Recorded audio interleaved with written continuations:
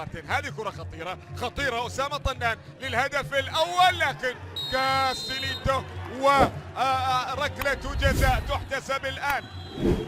خالد نابت،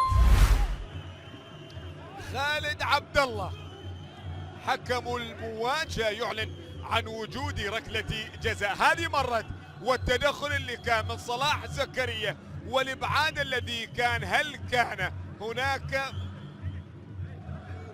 ركلة جزاء؟ هذه اللقطة امامك، هل كان هناك لقطة او ركلة جزاء؟ ما ادري ما ادري ما ادري. الحكم لدى طنان يبدو بأنها ستكون على يسار الكرة، نعم على يسار، والقراءة التي تأتي من صلاح زكريا.